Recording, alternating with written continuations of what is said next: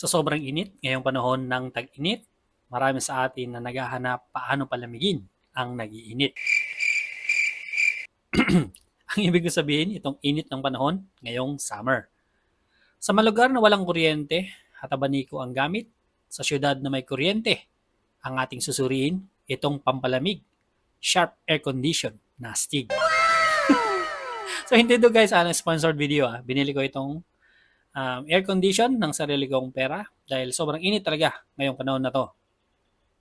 Yung air condition na binili natin is itong Sharp split type aircon na may 1.5 horsepower JTEC inverter. Nabili natin siya ng 26,000 pesos kasama na yung installation fee. May binayaran lang akong 500 pesos na mobilization fee. Yung 500 daw is babayaran ko sa mag-i-install. Siyempre, bibigyan mo rin ng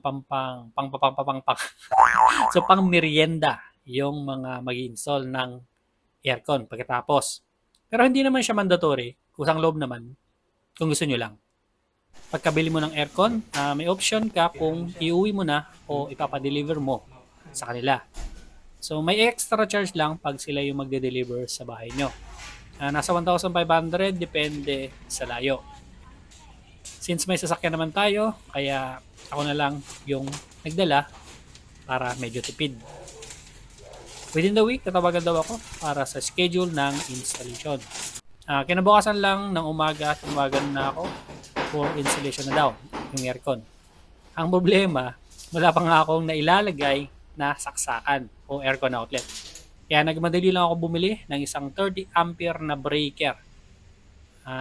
Tumawag ng isang electrician para ikabit. Bandang hapon na sila dumating. Ako daw yung last customer nila for installation ng aircon. So umabot sila ng takip silim bago sila natapos. Ito siguro yung inaabangan nyo o gusto nyong malaman. Ano ang konsumo sa kuryente nitong Sharp 1.5 horsepower JTEC inverter na aircon? Noong buwan ng April, nagkaroon ako ng electric bill na 2,900 pesos.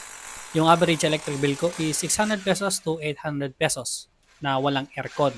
Ang ginagamit ko lang is isang ref, ilang ilaw, laptop, hindi yung desktop na ginagamit ko, then washing machine. Pero hindi isang buong buwan ko ginagamit yung Sharp aircon, kundi mga nasa 24 days lang. Kaya masasabi ko na nasa 2,500 per month yung konsumo nitong Sharp 1.5 horsepower split type air condition na JTEC inverter. Na 8 hours per day yung kanyang operating hour.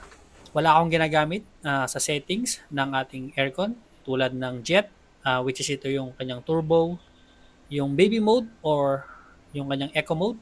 Basta pag on, ang ina-adjust ko lang is yung kanyang thermostat na nakaset ng 22 degrees Celsius. Yung area pala na pinapalamig ng ating aircon is 22 square meter. So kung may tanong kayo, pwede kayo mag-comment dun sa baba at sasagutin natin yung inyong mga katanungan. At kung nagustuhan nyo yung video na to, huwag nyo kakalimutan na mag-subscribe at mag-like sa ating video. Salamat sa panonood. Until the next video.